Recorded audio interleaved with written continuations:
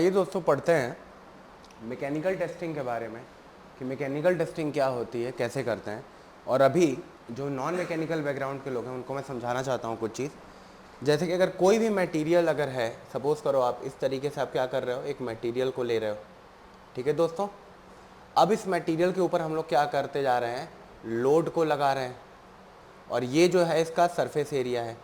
तो दोस्तों जब हम लोग किसी मटेरियल के ऊपर लोड लगाते हैं ना, जब हम लोग किसी मटेरियल के ऊपर लोड लगाते हैं, उसको जब खींच रहे होते हैं, तो उस मटेरियल के अंदर जो होता है वो उसको रेजिस्ट करना चाहता है।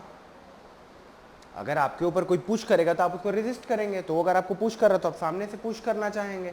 अगर आप सामने से पुश करना चाहेंगे तो अगर मैं बात करूं कि मैं जो लोड लगा रहा था आपके ऊपर, वो किस नेचर का लोड लगा रहा था, मैं आपको कंप्रेशन दे रहा था।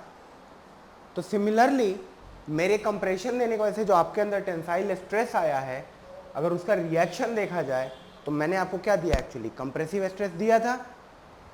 तो अगर किसी मटेरियल के अंदर देखिए दोस्तों, अगर अभी आपको 2 मिनट में समझ में आ जाएगा, अगर हम लोग लोड लगा रहे हैं P और उसका एरिया है A, तो अगर हम लोग देखेंगे तो अगर हम लोग इस सरफेस की बात करें, इस सरफेस पे चारों ओर एक पर्टिकुलर टाइप का प्रेशर जनरेट हो जाएगा, जो कि प्रेशर नहीं होगा, क्योंकि प्रेशर नॉर्मल एरिया वाला होता है, वो प्रेशर अलग है। प्रेशर एक्सटर्नल रिस्पॉन्स होता है, स्ट्रेस इंटरनल रिस्पॉन्स होता है बॉडी का। तो इस बॉडी के ऊपर एक स्ट्रेस जनरेट हो जाएगा, जिसको हम लोग क्या बोलेंगे, सिग्मा। सिग्मा का मतलब क्या हो गया, स्ट्रेस, और ये हो जाएगा आपका लोड डिवाइडेड बाई एरिया। इसको हम लोग क्या बोलेंगे, इसको हम लोग बोलेंगे कि ये हमारा स्ट्रेस जनरेट हो गया मटेरियल के अंदर। अब दोस्तों आता है स्ट्रेन के बारे में, थोड़ा सा पढ़ लेते हैं। स्ट्रेन होता है change in length divided by initial length. ठीक है दोस्तों, मान लिया कि ये L है, इसकी initial length. Change in length मान लो कि आपका L प्लस डेल्टा L हो गया ये, ठीक है। ये मान लो आपकी बार अब पहले यहाँ थी और अब इतनी डेल्टा L इंक्रीज कर गई, तो इसको L plus delta L final length minus L original length divided by L अगर हम लोग करके देखें तो जो स्ट्रेन आ जाएगा वो क्या आ जाएगा, change in length divided by original length. इसको हम लोग क्या बोलेंगे, स्ट्रेन बोलेंगे। और अब दोस्तों इसी स्ट्रेस और स्ट्रेन के बीच के रिलेशन को हम लोग क्या पढ़ेंगे, स्ट्रेस स्ट्रेन डायग्राम बोलते हैं।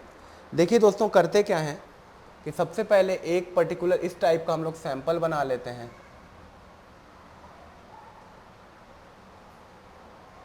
और इस सैंपल को हम लोग करते क्या है, ये जो हम लोग का होता है इसको यूटीएम का सैंपल बोलते हैं, यूनिवर्सल टेंसाइल मशीन एक होती है, उस पर हम लोग इस सैंपल को लेकर के जाते हैं। ये हम लोग का केवल मटेरियल का सैंपल है। इस सैंपल को हम लोग क्या करते हैं, universal tensile machine, universal tensile testing machine पे लेके जाते हैं। अब इस मटेरियल पे लेके जाने के बाद ये क्या करता है, ये खींचना चालू कर देता है अपने मटेरियल को। क्या करना चालू कर देता है, खींचना चालू कर देगा। खींचेगा तो चेंज इन लेंथ आ रहा है, बिल्कुल आ रहा है। और अगर लोड बढ़ा रहे हो आप, तो क्या लोड अगर ये बढ़ता जा रहा है तो क्या स्ट्रेस बढ़ता जाएगा, बताओ। तो कहने का मतलब ये है कि अगर हम लोग लोड को इनिशियली बढ़ा रहे हैं तो सिग्मा बढ़ रहा है, साथ साथ क्या कर रहा है, स्ट्रेन भी बढ़ रहा है। बताइए, ये फिनोमेना आएगा। तो देखिए दोस्तों, इसी फिनोमेना के लिए हम लोगों ने एक डायग्राम बनाया जिसको कि स्ट्रेस स्ट्रेन डायग्राम बोलते हैं, ठीक है। उस स्ट्रेस स्ट्रेन डायग्राम के अंदर देखिए क्या होता है कि हम लोग सिग्मा और एप्सिलॉन के बीच में उस ग्राफ को प्लॉट करते हैं। ये जो ग्राफ प्लॉटिंग होता है वो कुछ इस टाइप का होता है, और आपको ये याद रखना है आगे के लिए, क्योंकि इसी ग्राफ से आपका सारा डक्टिलिटी, ब्रिटलनेस सब कुछ निकल कर आएगा। ये नीचे जो है आपका स्ट्रेन है और ऊपर जो है वो आपका स्ट्रेस है। वाई एक्सिस पे यानी कि ऑर्डिनेट पे हम लोग स्ट्रेस को प्लॉट कर रहे हैं, और एक्स एक्सिस पे हम लोग क्या कर रहे हैं, स्ट्रेन को प्लॉट कर रहे हैं। तो देखिए दोस्तों, शुरुआत में क्या होगा, शुरुआत में हमारा मटेरियल जो होगा उस पर लोड आप बढ़ाते जा रहे हो तो एकदम लीनियर फैशन में एक पॉइंट तक क्या करता है, ये इंक्रीज करता है। लीनियर फैशन में क्या करता है, एक पॉइंट तक इंक्रीज करता है। इस ग्राफ को हम लोग थोड़ा सा छोटा कर लेते हैं। दोस्तों लीनियर फैशन में क्या होता है, हमारा जो ग्राफ होता है पहले बढ़ता है। जैसे कि आप एग्जांपल समझो, अभी फ़िलहाल मैं स्ट्रेस का डायग्राम हटा दे रहा हूँ। देखिए, मान लिया कि शुरू में अगर L1 की वैल्यू 1 मीटर थी, ठीक है, और लोड लग रहा था हम लोगों का 1 किलो न्यूटन, तो L2 की वैल्यू थोड़ी देर के अंदर क्या हो जाएगी, 2 मीटर आ जाएगी। तो P की वैल्यू मान लो क्या आ गई, 2 किलो न्यूटन। सिमिलरली L3 की जो वैल्यू आ गई 3 मीटर आ गई, तो P की वैल्यू जो आ गई 3 किलो न्यूटन आ गई। इस पॉइंट तक आप अगर आप देखोगे गौर से, तो L1 L2 L3 तक हमारा मटेरियल के अंदर लीनियर लॉ को फॉलो कर रहा है, स्ट्रेट लाइन लॉ को फॉलो कर रहा है, ठीक है। तो जब तक ये प्रोपोर्शनैलिटी को मेंटेन कर रहा है, sigma is proportional to E, और ये लीनियरिटी को फॉलो कर रहा है, ठीक है, लीनियरिटी को फॉलो कर रहा है। देखो अब थोड़ी देर के बाद क्या होगा, अब L4 की जो वैल्यू आ जाएगी वो आ जाएगी 3.8 मीटर, और P की वैल्यू को आपने कर दिया 4 किलो न्यूटन। तो देखो दोस्तों, इस पॉइंट पे आते ही क्या हुआ, जस्ट इस पॉइंट पे आपका लीनियरिटी खत्म हो गई है। ये अगर आप ध्यान से देखो तो इस पॉइंट पे आपका लीनियरिटी खत्म हो गई है। तो इसी रॉड के बारे में हम लोग सारा एक्सपेरिमेंट करके देख रहे हैं। तो ये जो लास्ट पॉइंट होगा, इसको हम लोग क्या बोलते हैं, ई बोलते हैं, या इसको क्या बोलते हैं, इलास्टिक पॉइंट बोलते हैं। इलास्टिक पॉइंट वो पॉइंट होता है जहाँ पर कि हमारा मटेरियल जो है वो लीनियर लॉ को फॉलो करता है। दोस्तों इसके बाद क्या हुआ, इसके बाद हमारा मटेरियल जो था वो लीनियर लॉ को फॉलो करना बंद कर दिया। अब दोस्तों एक पॉइंट आता है y1, ठीक है। देखिए होगा क्या, अभी भी हम लोग का material L4 L5 is equals to 4.6 metre, P की वैल्यू 5 किलो न्यूटन। तो देखो अगर P बढ़ता जा रहा है और हम लोग A जो है वो हम लोग हमेशा जो स्ट्रेस निकालते हैं वो लोड किसी भी इंस्टेंट पे डिवाइडेड बाय इनिशियल एरिया होता है हमेशा। क्योंकि आप बोलोगे ना थोड़ी देर के अंदर कि सर एरिया भी तो डिक्रीज हो रहा है अगर लेंथ बढ़ रहा है तो हम लोग ये जो ग्राफ प्लॉट कर रहे हैं किस पे ड्रॉ कर रहे हैं, इनिशियल एरिया पे कर रहे हैं, ठीक है दोस्तों। एक पॉइंट पे जाने के बाद देखो क्या होगा इस मटेरियल के अंदर कि लीनियरली लॉ तो चला गया है। अब मान लो कि यहाँ तक जाने के बाद, ठीक है, अगर हम लोगों ने अपने मटेरियल को रिलीज कर दिया लोड, तो रिलीज कर दिया, तो अगर मान लो आप कि यहाँ तक आप समझना इस चीज़ को, यहीं पे आप समझ लो, तो अगर ये ग्राफ यहाँ तक लीनियर था और उसके बाद मान लो कि ग्राफ थोड़ा सा स्लोप चेंज कर दिया, तो होगा क्या कि इस पॉइंट पे अगर आप चाहो ड्रॉप करना अपने मटेरियल को, छोड़ना चाहते हो लोड, तो दोबारा से अपने ही पाथ पर क्या कर चलाएगा, ये लौट के चला आएगा। जिस पॉइंट पे आपका मटेरियल लोड हटाने पे वापस चला आता है उस पॉइंट को बोलते हैं यील्ड पॉइंट बोलते हैं। कि यील्ड पॉइंट वो पॉइंट होता है कि when load is removed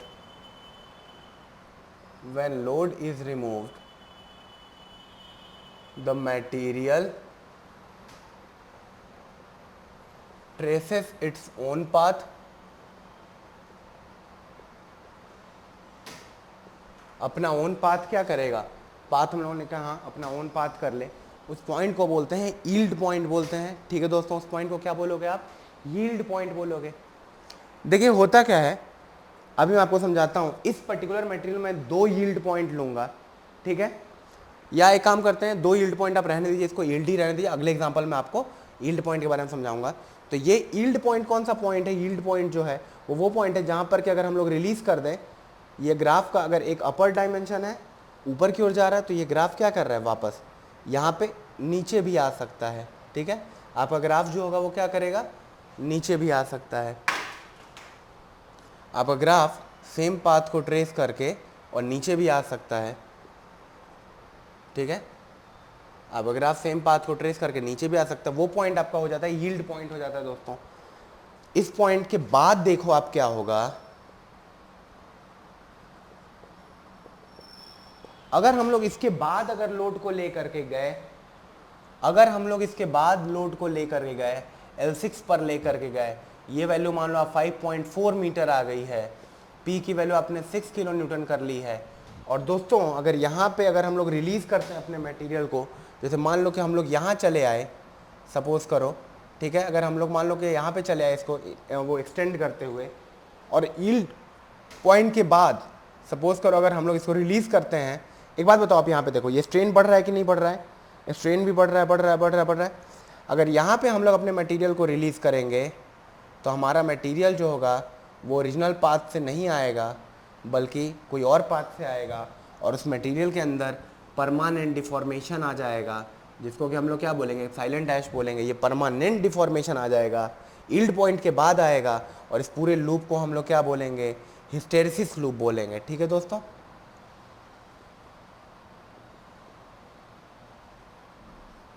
इस लूप को हम लोग क्या बोलेंगे, हिस्टेरिसिस लूप बोलेंगे। ठीक है दोस्तों, तो ये तो रिलीज करने की बात थी, यहाँ पे हम लोगों ने रिलीज कर दिया।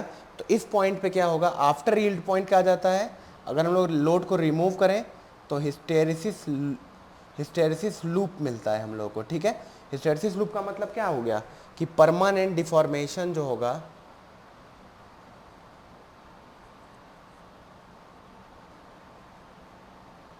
परमानेंट डिफॉर्मेशन प्रेजेंट हो जाएगा। ठीक है दोस्तों, तो यहाँ से यहाँ तक एक और चीज़ है, ये ग्राफ अभी हम लोग को अगर आपने लिख लिया हो, तो अगर देख लिया हो, समझ लिया हो, तो मैं अभी इस ग्राफ को ड्रॉप करूँगा, मतलब मैं इसको रब करूँगा। ठीक है, और आपको दोबारा से मैं ये ग्राफ बना के दिखाऊँगा बाद में। दोस्तों होता क्या है कि इस पॉइंट पे अगर हम लोग देखें, या हम लोग वाई पॉइंट की जो बात करें, इसको एक काम करते हैं, एक बार प्लॉट करके यहाँ पे हॉरिजॉन्टली रख लेते हैं। ठीक है, अब दोस्तों क्या होता है, ये लोड के बारे में मैं हटा देता हूँ, लास्ट की वैल्यू याद रखते हैं हम लोग। P की वैल्यू अगर अगर L6 की वैल्यू 5.4 मीटर है तो लोड की वैल्यू 6 न्यूटन है। अभी यहाँ पे इसको छोड़ देते हैं। देखिए दोस्तों, आपको जब मैं पढ़ा रहा था डिसलोकेशन थ्योरी के बारे में, तो मैंने आपको ये बताया था कि हर एक मटेरियल में क्या होते हैं, कुछ डिसलोकेशंस होते हैं। क्या होते हैं, डिसलोकेशंस प्रेजेंट होते हैं हर एक मटेरियल में। हर एक मटेरियल में क्या होता है, कुछ डिसलोकेशन प्रेजेंट होता है। ठीक है, और एक और चीज़ हम लोगों ने पढ़ा था कि हर एक मटेरियल में एक स्लिप प्लेन होता है, और स्लिप प्लेन वो प्लेन होता है जिस पे कि आपका मटेरियल लोड लगाने पे क्या होता है, डिफॉर्मेशन ला देता है। तो स्लिप प्लेन में, या पहले हम लोगों ने पढ़ा हुआ है, स्लिप प्लेन में मटेरियल क्या करता है, स्लिप प्लेन से ही क्या करता है, मटेरियल डिफॉर्म करता है। तो दोस्तों यील्ड पॉइंट के बाद एक बड़ा इंटरेस्टिंग फिनोमेना स्टार्ट होना चालू होता है कि आफ्टर यील्ड पॉइंट, देखिए ये जो स्लिप प्लेन है ना, ये स्लिप प्लेन पे ही आपका मटेरियल डिफॉर्म होते होते 0 से लेकर के y तक आया था। आपका जो मटेरियल है वो डिफॉर्म होते होते स्लिप प्लेन पर ही पॉइंट y तक आया था। होगा क्या कि आफ्टर यील्ड पॉइंट डिसलोकेशंस क्या होने लगते हैं दोस्तों। जब डिसलोकेशंस के बारे में हम लोगों ने देखा कि हर एक मटेरियल में डिसलोकेशंस कुछ ना कुछ प्रेजेंट रहते हैं। अब स्लिप प्लेन वो प्लेन होता है जिसपे कि हमारा मटेरियल क्या करता है, डिफॉर्म करता है। हम लोगों ने देखा कि आफ्टर यील्ड पॉइंट क्या होता है, डिसलोकेशंस जो होते हैं, डिसलोकेशंस मल्टीप्लाई करते हैं। तो डिसलोकेशंस जो होंगे हम लोग के, वो मल्टीप्लाई करना चालू करेंगे, डिसलोकेशंस मल्टीप्लाई करना चालू करेंगे। अब देखो डिसलोकेशंस और क्या करते हैं, एक काम, डिसलोकेशंस जो होते हैं हिंडर करते हैं मोशन ऑफ डिफॉर्मेशन को, डिफॉर्मेशन को। ठीक है दोस्तों, क्या करते हैं, डिफॉर्मेशन को हिंडर करते हैं। तो अगर यील्ड पॉइंट के बाद अगर मेरे डिसलोकेशंस मल्टीप्लाई होना चालू हो जाएंगे तो क्या मेरा डिफॉर्मेशन आराम से होगा? आप बोलोगे नहीं सर नहीं हो पाएगा। अगर डिसलोकेशन आपका आराम से नहीं हो पाएगा तो आप ये बताओ कि आपको ज़्यादा लोड लगाना पड़ेगा मटेरियल को डिफॉर्म करने के लिए? आप बोलोगे हाँ सर। तो दोस्तों एक चीज़ है कि देखो, एक तो ये समझ में आ रहा है कि आफ्टर यील्ड पॉइंट हम लोगों को स्ट्रेस जो होगा वो ज़्यादा लगाना पड़ेगा, यानी कि लोड की वैल्यू ज़्यादा लगानी पड़ेगी। दूसरी चीज़ जो दोस्तों समझ में आई कि यील्ड पॉइंट तक इलास्टिक जोन होता है। इलास्टिक जोन का मतलब ये होता है कि अगर हम लोग मटेरियल को रिलीज़ कर दें इलास्टिक पॉइंट पे तो अपनी जगह पे वापस चला आएगा। लेकिन आफ्टर यील्ड पॉइंट क्या हो जाता है, मटेरियल प्लास्टिक जोन में चला जाता है, और ये प्लास्टिक जोन वो जोन होता है जिसमें कि कुछ परमानेंट डिफॉर्मेशन आ जाता है। और क्या बात बताओ, अगर मेरे को वायर बनाना है खींच करके, अगर मेरे को कोई प्रोडक्ट बनाना है, तो क्या मैं अपने मटेरियल को प्लास्टिक जोन में ले जाना चाहूँगा? आप बोलोगे हाँ सर, मटेरियल को प्लास्टिक जोन में लेके जाओ तभी तो आप डिफॉर्म कर पाओगे।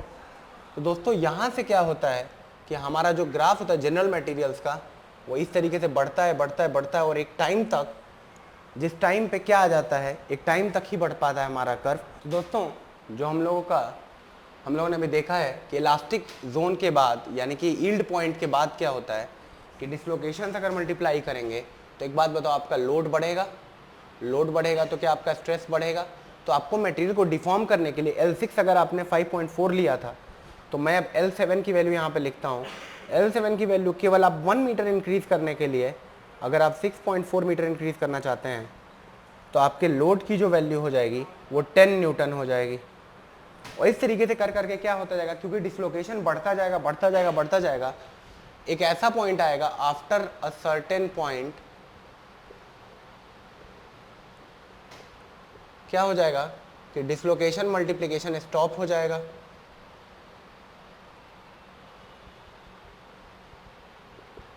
डिसलोकेशन मल्टीप्लिकेशन जो होगा आपका वो स्टॉप कर जाएगा। जब डिसलोकेशन मल्टीप्लिकेशन स्टॉप कर जाएगा तो आप एक बात बताओ कि क्या वो मैक्सिमम स्ट्रेस की लिमिट आएगी, उससे ज़्यादा और स्ट्रेस नहीं लग सकता क्योंकि उससे कम में ही होगा।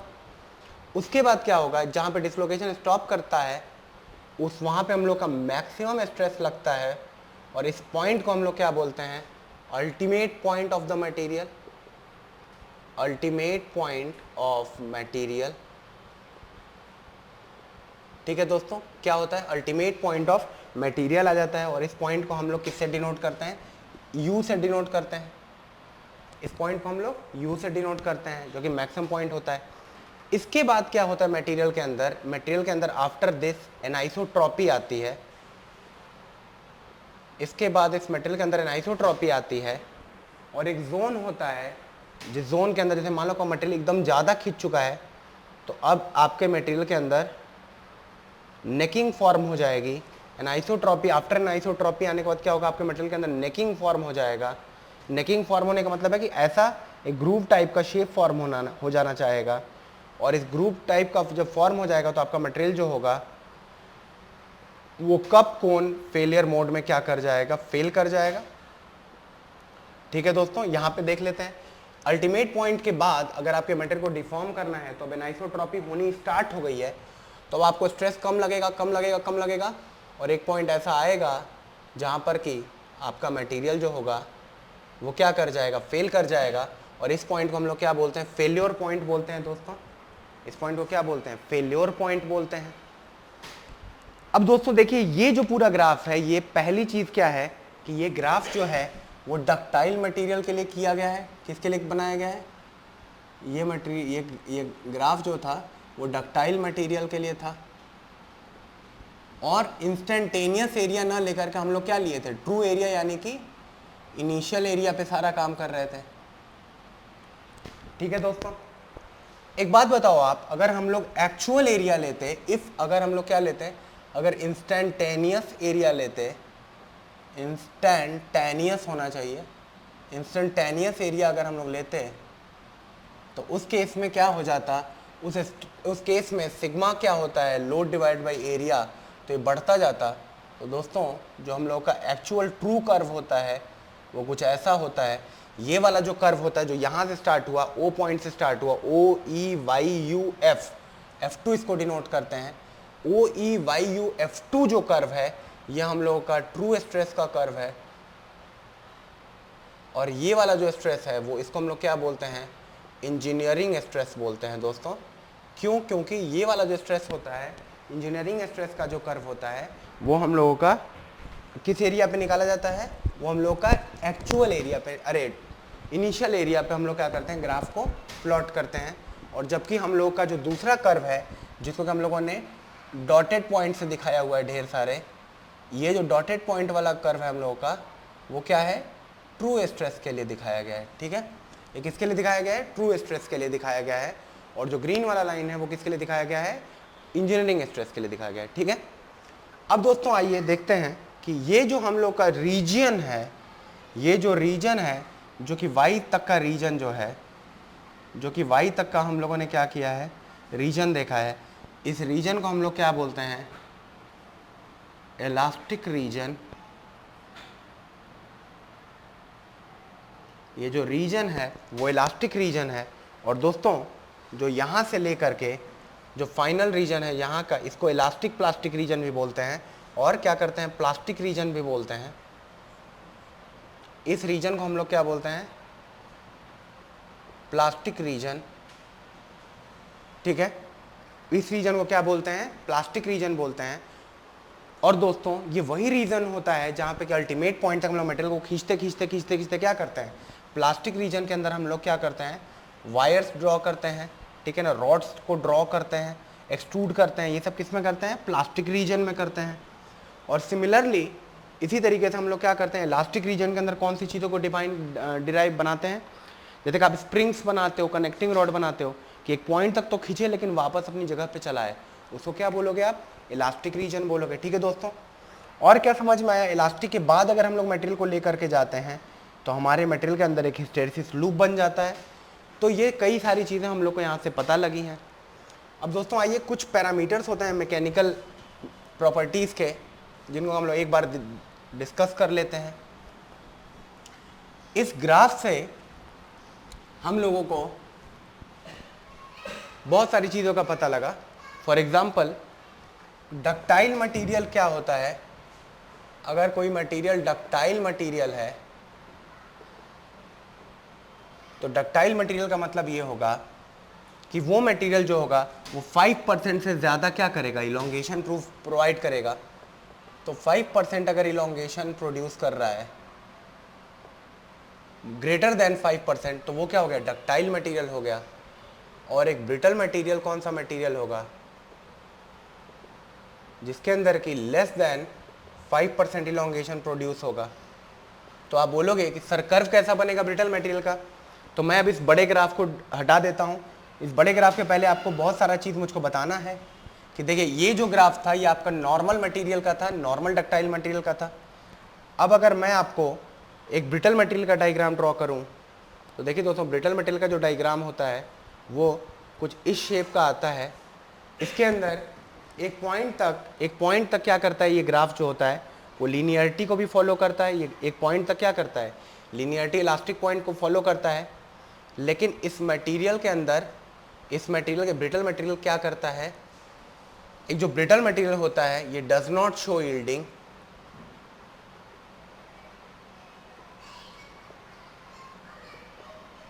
और ये क्या करता है, ये फाइनली फेल हो जाता है। और एक जो डक्टाइल मटेरियल रहेगा, देखिए अगर एक डक्टाइल मटेरियल रहेगा तो डक्टाइल मटेरियल जो रहता है वो आपका क्या करता है, पहले लीनियरली इंक्रीज करता है, फिर इसके बाद आपका यील्ड पॉइंट आता है और अल्टीमेट पॉइंट आता है। तो ये जो ग्राफ है आपका डक्टाइल मटेरियल के लिए था, ये ग्राफ आपका क्या था, ब्रिटल मटेरियल के लिए था। या अगर आप इस तरीके से भी एक ग्राफ को चाहो तो ड्रॉ कर सकते हो। ये अगर आप एलुमिना ले लो, Al2O3 ले लो, ये अगर आप कास्ट आयरन का ग्राफ ले लो, ये जो आपका ग्राफ था ये कौन सा था, हाई कार्बन स्टील का था, या इसको हम लोग क्या बोलते हैं, एक मिनट, मीडियम कार्बन स्टील चलिए बोलते हैं, मीडियम कार्बन स्टील। फिर देखिए इसी तरीके से एक और कर्व हम लोग बना सकते हैं, ये हम लोग लिख सकते हैं हाई कार्बन स्टील। आपको पहले ही मैंने बताया था कि स्टील डक्टाइल होता है। अब हम लोग कॉपर के बारे में अगर बनाना चाहें तो ये हो गया आपका कॉपर का ग्राफ। सिमिलरली हम लोग अगर एल्यूमिनियम के बारे में बनाएं तो एल्यूमिनियम का ग्राफ ऐसा हो जाएगा। अगर मान लीजिए हम लोग पॉलीमर्स का बनाते हैं, देखिए दोस्तों, तो पॉलीमर्स में जब विस्को इलास्टिसिटी आएगी तो मैं आपको बताऊंगा। कुछ पॉलीमर्स ऐसे होते हैं कि एक टाइम तक तो उनका स्ट्रेस इंक्रीज होता है, लेकिन स्ट्रेस इंक्रीज होने के बाद एक टाइम के बाद वो विस्को इलास्टिसिटी को शो कर देते हैं।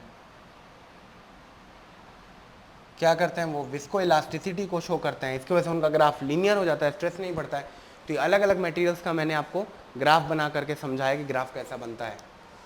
आई होप कि ये एग्जाम्पल क्लियर हो गया होगा। देखिए डक्टिलिटी जो है एल्यूमिनियम और कॉपर का जो स्ट्रेस स्ट्रेन डायग्राम रहेगा उससे ऊपर रहेगा। जितना ऊंचा कर्व जाएगा, हायर द कर्व, उतना ही ज़्यादा वो मटेरियल का क्या हो जाएगा, स्ट्रेंथ ज़्यादा हो जाएगा। दोस्तों जो यील्ड पॉइंट आता है डक्टाइल मटेरियल्स के लिए हम लोग क्या करते हैं, दो अलग अलग स्ट्रेंथ को डिनोट करते हैं। यील्ड स्ट्रेंथ जिसपे कि क्या होना चालू किया, परमानेंट डिफॉर्मेशन आना चालू कर देगा, और अल्टीमेट स्ट्रेंथ जो होगा जिसपे कि हमारा मटेरियल फेल कर देगा। तो डक्टाइल मटेरियल के लिए मोस्टली हम लोग यील्ड स्ट्रेंथ पे काम करेंगे जब तक कि हम लोग मटेरियल को फेलियर नहीं करा रहे हैं या वायर नहीं बना रहे हैं। जब वायर बनाएंगे तो अल्टीमेट स्ट्रेंथ पे काम करेंगे। देखिए दोस्तों, जो ब्रिटल मटेरियल होता है उसमें कोई यील्डिंग नहीं शो करता है, तो वो केवल अल्टीमेट स्ट्रेंथ पे काम करता है। जैसे कि यहाँ पर ये दोनों जो मटेरियल हैं वो क्या है, ब्रिटल मटेरियल्स हो गए। ठीक है, तो डक्टाइल और ब्रिटल मटेरियल के अंदर का डिफरेंस हम लोग को समझ में आया है। अब दोस्तों इनके अलावा एक और ग्राफ होता है जो कि माइल्ड स्टील का होता है, जो कि किसका होता है, माइल्ड स्टील का होता है। उसमें सिंगल यील्ड पॉइंट ना आकर के 2 यील्ड पॉइंट आते हैं, जिसके बारे में कि अभी मैं आपको नहीं बताऊंगा। ये पहले इनिशियली आपका इलास्टिक पॉइंट, फिर आपका अपर यील्ड पॉइंट आता है, फिर आपका लोअर यील्ड पॉइंट आता है, फिर आपका ग्राफ कुछ ऐसे जाता है, फिर आपका अल्टीमेट पॉइंट आता है, फिर आपका फेलियर पॉइंट आता है। ये जो अपर यील्ड पॉइंट और लोअर यील्ड पॉइंट, और फिर यहाँ पे अगर माइन्यूट लेवल पे आप देखेंगे तो कई सारे अपर लोअर यील्ड पॉइंट आएंगे। इसको हम लोग बोलते हैं yield point phenomena. Yield point phenomena बोलते हैं। और ये यील्ड पॉइंट फिनोमेना मैं आपको बताऊंगा एक मैकेनिज्म के अंदर कि ऐसा क्यों हो रहा है। तो ये जो ग्राफ आपका होगा, ये किसका ग्राफ हो जाएगा, आपका माइल्ड स्टील का ग्राफ हो जाएगा। ठीक है दोस्तों, अब अगर देखिए इसके अलावा बहुत सारा चीज़ और होता है। हम लोगों ने किस चीज़ के बारे में पढ़ लिया है, यहाँ पे हिस्टेरेसिस के बारे में पढ़ा है। ठीक है दोस्तों, डक्टाइल मटेरियल आपको समझ में आ गया, ब्रिटल मटेरियल आपको समझ में आ गया है कि क्या होता है, डज नॉट शो यील्डिंग। एक ब्रिटल मटेरियल क्या करता है, यील्डिंग को नहीं शो करता है। एक जो आपका ब्रिटल मटेरियल होता है वो क्या करता है, वो यील्डिंग को नहीं शो करता है। हिस्टेरेसिस लूप का मतलब क्या होता है, हिस्टेरेसिस लूप क्या शो करता है, आपका इररिवर्सिबिलिटी को शो करता है।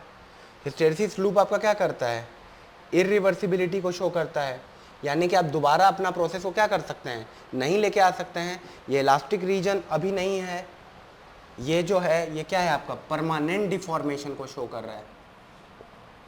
ये क्या शो कर रहा है, परमानेंट डिफॉर्मेशन को शो कर रहा है। परमानेंट डिफॉर्मेशन क्या हो गया, आपके मटेरियल के अंदर प्रेजेंट हो जाएगा, तो उसको हम लोग क्या बोलेंगे, परमानेंट डिफॉर्मेशन हो गया है। और ये जो ग्राफ यहाँ से रिटर्न हुआ है, ठीक है, हम लोगों ने क्या किया, अनलोड कर दिया। देखिए अगर यहाँ पे अनलोड किया होता तो वापस लौट के चला आया होता, बट यहाँ पे अनलोड किया है तो परमानेंट डिफॉर्मेशन आ जाएगा। और इस लूप को हम लोग क्या बोलते हैं, हिस्टेरिसिस लूप बोलते हैं, जो कि हम लोग क्या करेंगे अभी और फर्दर पढ़ेंगे आने वाले टाइम में। अब देखिए दोस्तों, एक और फिनोमेना होता है यहाँ पे, जिसको कि हम लोग क्या बोलते हैं, स्ट्रेन रेट बोलते हैं, रेट ऑफ स्ट्रेन। और जो रेट ऑफ स्ट्रेन का मतलब ये हो गया D epsilon divide by D tau, या इसको हम लोग एप्सिलॉन डॉट से भी डिनोट करते हैं।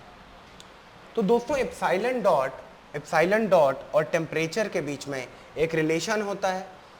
ठीक है, एप्सिलॉन डॉट और उसके बीच में एक रिलेशन होता है। देखिए क्या होता है कि टेम्परेचर को आप बढ़ाओगे, अगर हम लोग टेम्परेचर को बढ़ाएंगे तो टेम्परेचर के बढ़ाने से स्ट्रेन रेट क्या हो जाता है, बढ़ने लगता है।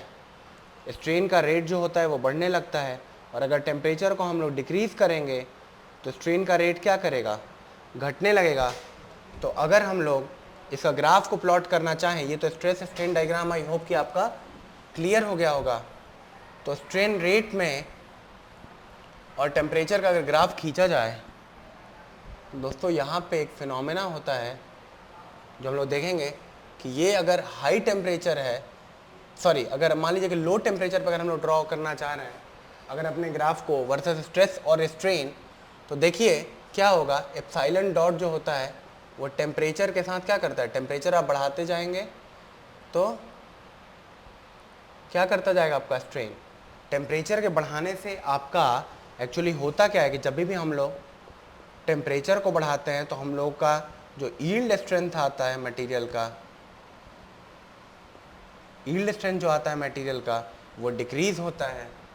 और जब हम लोग का यील्ड स्ट्रेंथ अगर मटेरियल का डिक्रीज़ करेगा तो क्या हो जाएगा, स्ट्रेन का रेट क्या करने लगेगा, इंक्रीज़ करने लगेगा। यानी कि कम ही पॉइंट पे, कम ही यील्ड स्ट्रेंथ पे हमारा मटेरियल क्या कर जाएगा, स्ट्रेन शो करने लगेगा, खींचने लगेगा कम ही पे।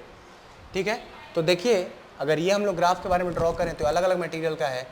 ये जो पहला कर्व है वो हाई कार्बन स्टील का है, जो दूसरा कर्व है वो मीडियम कार्बन स्टील है, ये माइल्ड स्टील का है ग्राफ, और ये वाला जो कर्व है वो किसके लिए मान लो कि आप एल्यूमिनियम के लिए हो गया। तो हम लोग को इतना समझ में आ रहा है कि टेम्परेचर बढ़ने के साथ स्ट्रेन रेट क्या करता है, वो इंक्रीज़ करता है, और टेम्परेचर घटने के साथ स्ट्रेन रेट डिक्रीज़ करता है। तो दोस्तों एक फिनोमेना हुआ था जिसके अंदर क्या होता है कि अगर बहुत ही ठंडे रीजन्स में आप जाओ, जो कि सेकेंड वर्ल्ड वॉर में शिप्स होती थी, वहाँ पे जो उनके शिप्स की बॉडी जो होती थी वो डक्टाइल मटेरियल से बनाई जाती थी।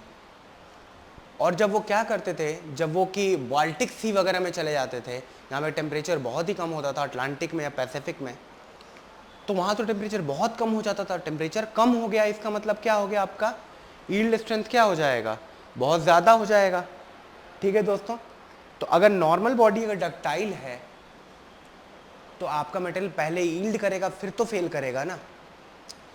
लेकिन इन मटेरियल्स में क्या होता था कि अगर टेम्परेचर को फर्दर, अभी मैं एक फिनोमेना बताने जा रहा हूँ जिसको हम लोग बोलते हैं, तो दोस्तों मैं ductile to brittle transformation phenomena आपको बता रहा था कि सेकेंड वर्ल्ड वॉर के टाइम पे हुआ क्या था कि जो शिप्स जो थी डक्टाइल मटेरियल की थी, वो क्या करते थे, वो पैसिफिक ओशन या अटलांटिक ओशन की बहुत ही ज़्यादा ठंड वाला वाटर जो होता था उससे इम्पैक्ट करते ही पूरी तरीके से ग्लास की तरह, यानी कि कांच की तरीके से पूरा टूट जाया करते थे। तो डक्टाइल मटेरियल कांच के तरीके से टूट जाएगा, ऐसा कैसे पॉसिबल है?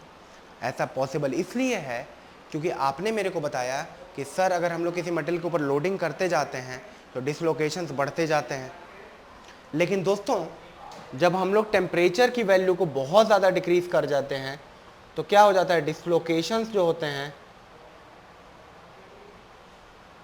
वो क्या हो जाते हैं, अरेस्ट हो जाते हैं। उससे क्या होता है दोस्तों कि हमारे पास जो स्लिप प्लेन्स हैं, एक्टिव स्लिप प्लेन्स, जो कि एक्टिव स्लिप प्लेन्स हैं हमारी, वो क्या कर जाती हैं, वो रिड्यूस कर जाती हैं।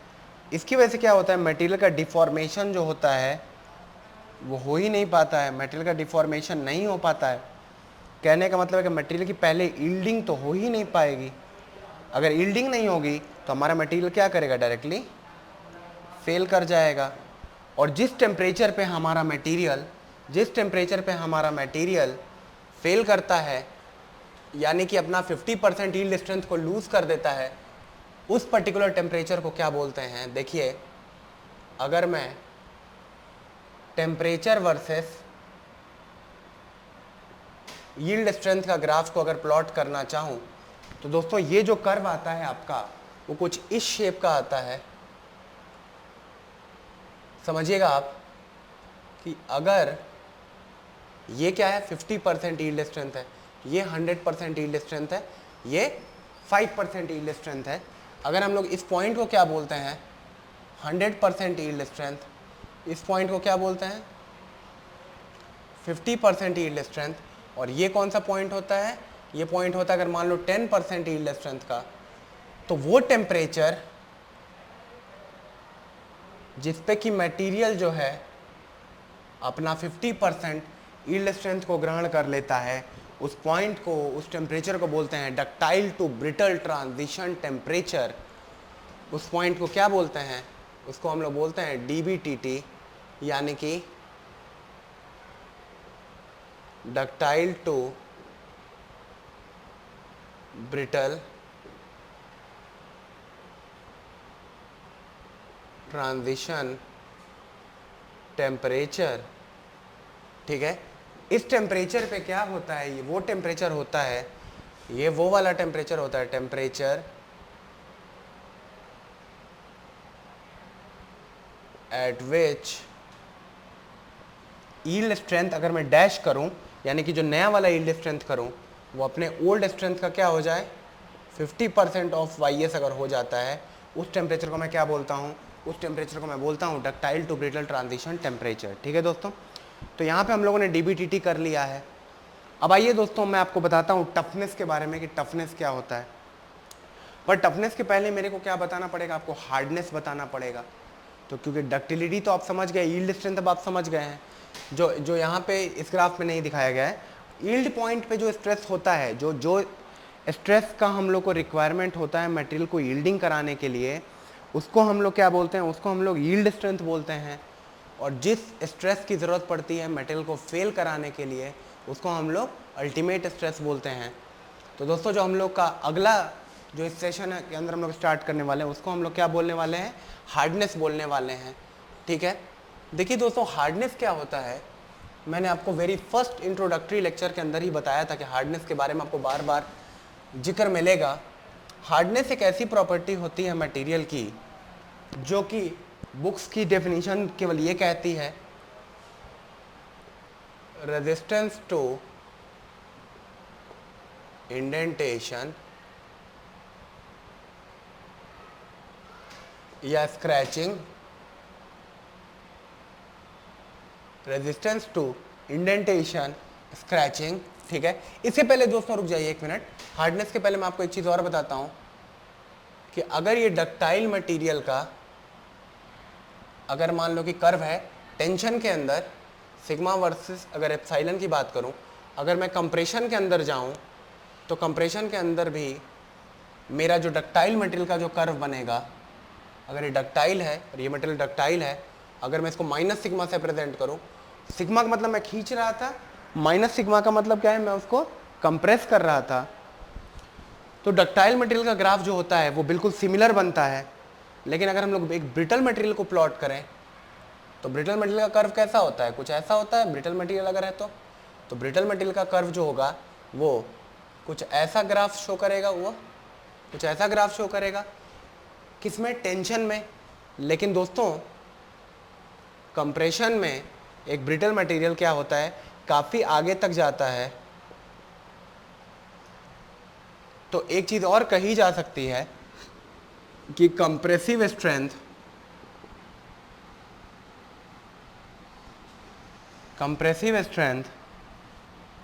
ऑफ अ ब्रिटल मटेरियल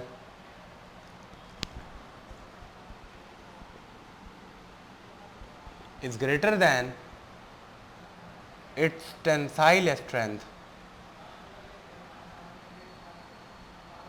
उसके कंप्रेसिव स्ट्रेंथ से उसका टेंसाइल स्ट्रेंथ जो रहेगा वो क्या हो जाएगा, वो इंक्रीज कर जाएगा। तो हम लोग यहाँ पे क्या बोल सकते हैं कि कंप्रेसिव स्ट्रेंथ जो हो गया हमारे मटेरियल का, वो ब्रिटल मटेरियल का, वो उसके टेंसाइल स्ट्रेंथ से ज़्यादा होता है। ठीक है दोस्तों, अब हम लोग हार्डनेस के बारे में कर रहे थे कि देखिए हार्डनेस क्या होता है। हार्डनेस के बारे में जो बुकिश डेफिनेशन लिखी हुई है, जो किताबों की डेफिनेशन है हार्डनेस की, ठीक है, टेंसाइल टेस्टिंग खत्म हो गया, अब ये मैकेनिकल टेस्टिंग का हम लोग पार्ट सारा पढ़ रहे हैं। क्या पढ़ रहे हैं हम लोग, हार्डनेस के बारे में कवर कर रहे हैं। हार्डनेस की जो किताबी डेफिनेशन लिखी हुई है वो लिखी हुई है कि रेजिस्टेंस टू इंडेंटेशन या स्क्रैचिंग। कहने का मतलब किताबों के हिसाब से ये है कि अगर हम लोग इस मटेरियल अगर रेजिस्ट कर जा रहा है केवल स्क्रैचिंग को तो हार्ड हो जाएगा। ठीक है दोस्तों, देखिए जो हार्डनेस की एक्चुअल डेफिनेशन तो यही दी जाती है, लेकिन इसका कोई सिग्निफिकेंस प्रॉपर अगर हम लोग निकालने के लिए सोचें तो देखिए पहली डेफिनेशन तो ये है कि रेजिस्टेंस टू इंडेंटेशन या स्क्रैचिंग। जो दूसरी डेफिनेशन दी जाती है वो ये दी जाती है कि elongation is always less than 5%। और थर्ड जो डेफिनेशन दी जाती है वो ये दी जाती है कि स्ट्रेंथ इज हाई।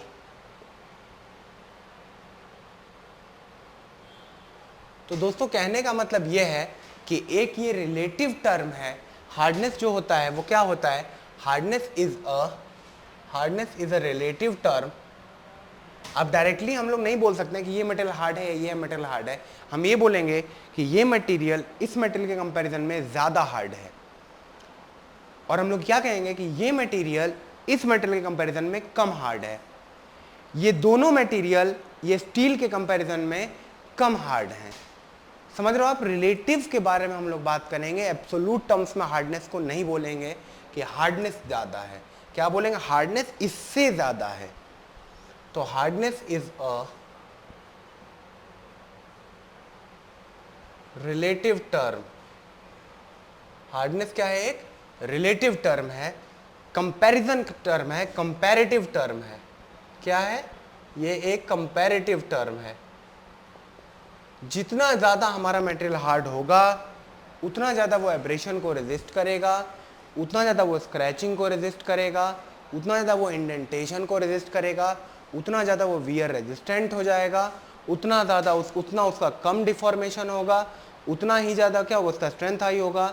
और इलोंगेशन अगर लेस देन 5 का मतलब क्या हो गया कि वो ब्रिटल होगा। अब अगर मैं आपसे पूछता हूँ, दो स्टेटमेंट दे देता हूँ कि brittle material is always hard और hard material is always brittle, तो आप कौन सा स्टेटमेंट को सही करोगे? अगर मान लो कि मैं आपके सामने ऑप्शन देता हूँ कि आपको चूज करना है, स्टेटमेंट 1 जो है वो ये क्या कहता है कि hard material is always brittle, और जो स्टेटमेंट 2 कहता है वो ये कहता है कि brittle material is always hard, brittle material is always hard. तो दोस्तों करेक्ट स्टेटमेंट कौन सा होगा? तो आप मुझको बोलेंगे कि सर अगर मैं एक चौक का एग्जांपल ले लूं, तो चौक के एग्जांपल में सर मैंने देखा है कि जो ब्रिटल मटेरियल है वो क्या है, जो चौक है वो मेरा ब्रिटल मटेरियल है, तो वो हार्ड नहीं है। लेकिन अगर मैं एक हार्ड मटेरियल के बारे में बात करूं तो सर हार्ड मटेरियल क्या होगा, ब्रिटल होगा। तो स्टेटमेंट 1 सर करेक्ट होगा, स्टेटमेंट 2 जो होगा वो क्या हो जाएगा, फॉल्स हो जाएगा। अगर इसको ग्राफिकली हम लोग रिप्रेजेंट करना चाहे तो देखिए दोस्तों किस तरीके से हम लोग इसको रिप्रेजेंट करेंगे। अगर ये सपोज करो 5% का इलोंगेशन है,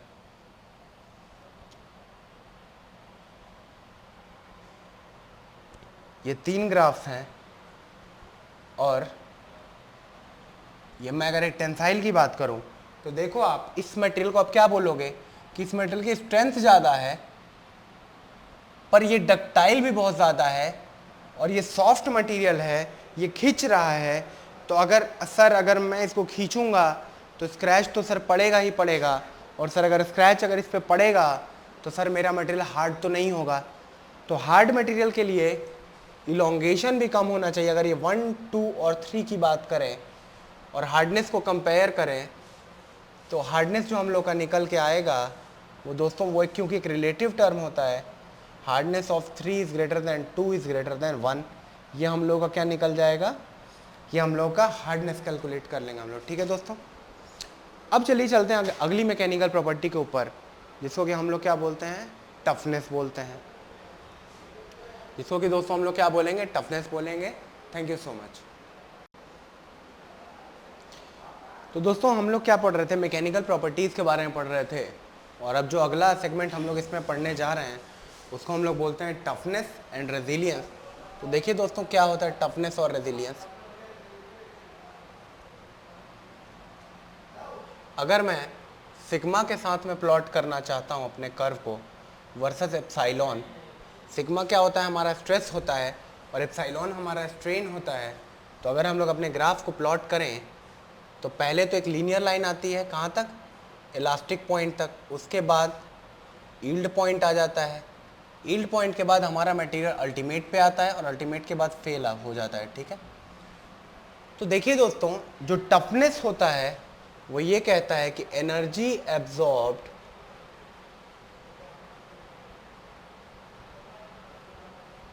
up to failure point,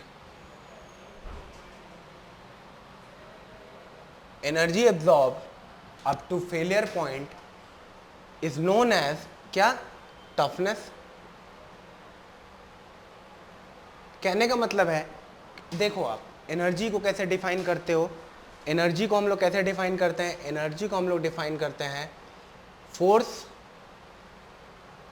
into displacement. बताओ आप सही है गलत, आप बोलोगे हाँ सर सही है। अच्छा, फोर्स को कैसे हम लोग लिख सकते हैं, सिग्मा इंटू ए, यानी कि स्ट्रेस इंटू एरिया लिख सकते हैं कि नहीं लिख सकते हैं, आप बोलोगे सर बिल्कुल लिख सकते हैं, स्ट्रेस इंटू एरिया लिख सकते हैं, या हम लोग इसको एज इट इज ही रहने दें, sigma into A into displacement.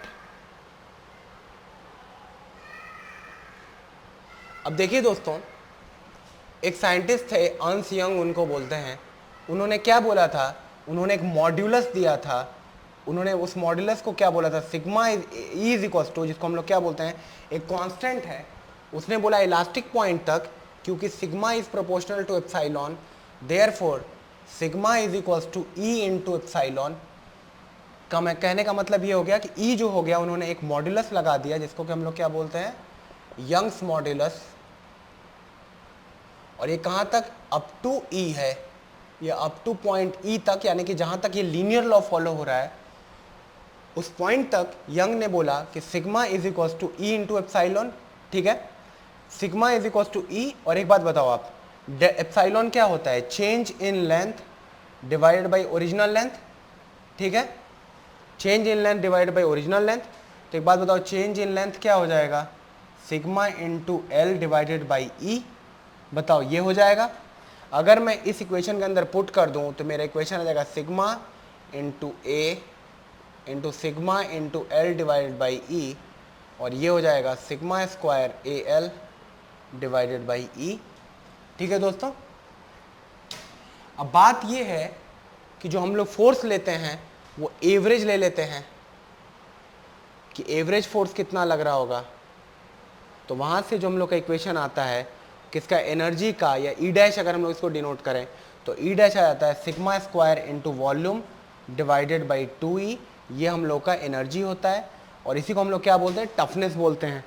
तो दोस्तों एक बात बताओ, अगर सिग्मा और ई का ही अंदर का जो एरिया है, टफनेस का मतलब एनर्जी एब्जॉर्ब्ड, एनर्जी एब्जॉर्ब्ड का मतलब क्या हो गया, area, area under strain diagram.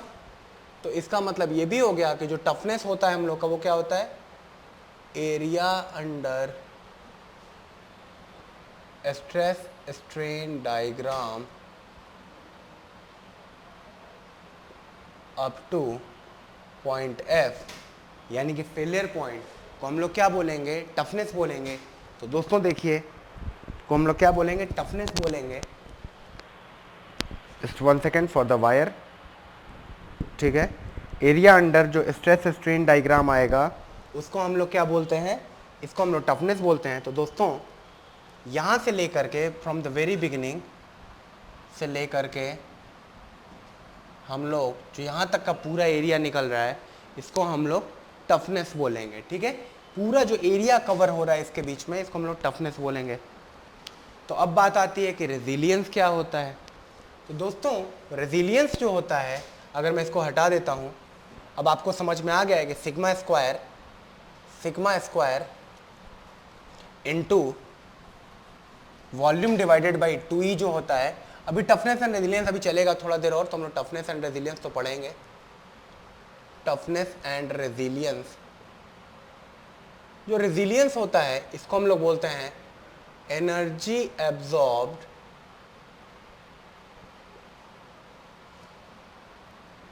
पर unit volume up to elastic point. अगर यील्ड पॉइंट नहीं है तो इलास्टिक पॉइंट, अगर यील्ड पॉइंट है तो हम लोग इलास्टिक पॉइंट तक नहीं, यील्ड पॉइंट तक कवर करेंगे। Up to elastic point is called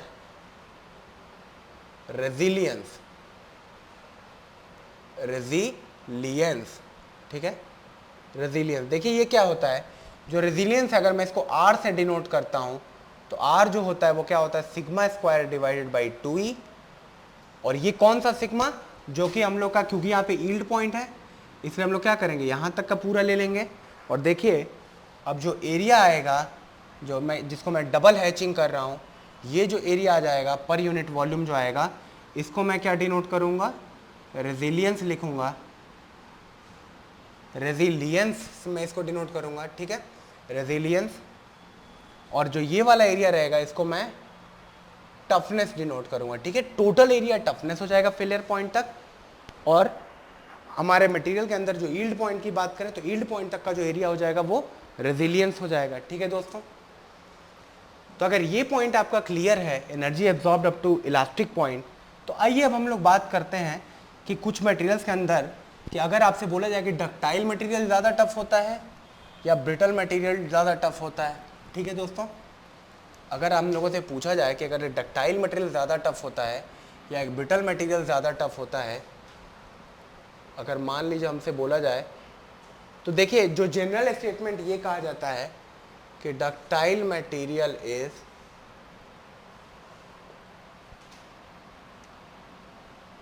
generally tough, ductile material is generally tough. जो डक्टाइल मटेरियल रहेगा वो हम लोग का क्या रहता है, जनरली टफ होता है। इस पर ध्यान देना आप, क्या लिखा है मैंने, जनरली टफ, ठीक है। बट ब्रिटल मटेरियल भी अगर एनर्जी को एब्जॉर्ब कर ले रहा है ज़्यादा, तो क्या हो जाएगा आपका मटेरियल? आपका मटेरियल जो हो जाएगा वो क्या हो जाएगा?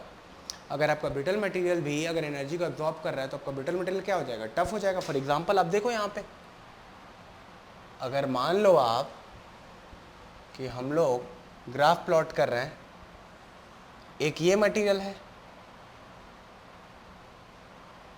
एक ये मटेरियल है, ठीक है। मान लो कि ये 5 को यूनिट हम लोग दे दे रहे हैं, इसको हम लोग कोई 2 का यूनिट दे दे रहे हैं, और एक और मटेरियल है जो कि मैं ड्रॉ कर रहा हूँ, और जानबूझ के आपके सामने ट्रायंगुलर फॉर्म का थोड़ा सा ड्रॉ करूँगा ताकि कि हम लोगों के लिए आसानी पड़े। एग्ज़ाम में देखिए इस टाइप के क्वेश्चन पूछे जा सकते हैं, ठीक है। या इसको इतना बड़ा ना करके आप छोटा ही रखो, 5% से ज़्यादा इलोंगेट अगर हम लोग करा ले रहे हैं तो क्या हो जाएगा? ये थर्ड कर्व आप रख लो, ठीक है। ये थर्ड कर्व हो गया हम लोग का। इसके अलावा ये हम लोग का सेकंड कर्व हो गया, ये हम लोग का कौन सा कर्व हो गया? फर्स्ट कर्व हो गया। ये सिग्मा हो गया, ये एप्सिलॉन हो गया। ये वैल्यू कितनी हो गई? 500 मेगापास्कल। ये वैल्यू कितनी अगर मान लो आप रख लेते हो? 200 मेगापास्कल। और ये वैल्यू अगेन अगर हम लोग रख लेते हैं 300 मेगापास्कल। अब अगर तीनों ग्राफ का अलग अलग हम लोग टफनेस को कैलकुलेट करें तो देखिए दोस्तों, भाइयों और बहनों, जो फर्स्ट ग्राफ है टफनेस फॉर मटेरियल 1 जो अगर हम लोग कैलकुलेट करेंगे तो क्या आ जाएगा? इसकी वैल्यू का आप ले लो 8 अगर ये डक्टाइल मटेरियल है तो, ठीक है। टफनेस ऑफ फर्स्ट मटेरियल, क्योंकि ये ट्रायंगल है तो ट्रायंगल का एरिया चाहिए होगा हम लोग को हाफ, ये वाला एरिया चाहिए हम लोग को यहाँ से लेकर के यहाँ, और ये वाला half into 500 into 2, that means 500 joules मान लो थोड़ी देर के लिए इसको यूनिट्स। फिर टफनेस ऑफ सेकेंड मटेरियल हम लोग कैलकुलेट करते हैं या बी के लिए कैलकुलेट करते हैं, तो half into 200 into 5, that means how much? 500 joules. और टफनेस ऑफ थर्ड अगर हम लोगों ने देखा तो half into 300 into 8, that means 1200 joules. तो दोस्तों हम लोग समझ में आया यहाँ पे कि जो थर्ड मटेरियल है वो डक्टाइल भी है और टफ भी है। चलिए, ये तो बेसिक अंडरस्टैंडिंग की बात हो गई। अब चलते हैं, अगर हम लोग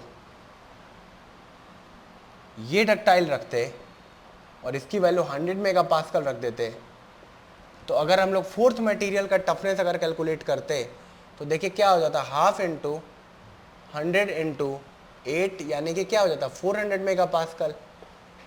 तो क्या समझ में आया कि ऑल्दो आवर मटेरियल 4 जो है, ऑल्दो हमारा मटेरियल 4 जो है वो क्या है? ऑल्दो हमारा मटेरियल 4 जो है वो डक्टाइल मटेरियल है, लेकिन हमारे ब्रिटल मटेरियल की जो टफनेस है वो डक्टाइल मटेरियल की टफनेस से क्या हो गई है? डक्टाइल मटेरियल की टफनेस से ज़्यादा हो गई है। इसलिए क्या हो जाएगा? टफनेस हम लोग का ब्रिटल मटेरियल का ज़्यादा हो जाएगा in comparison to ductile material 4।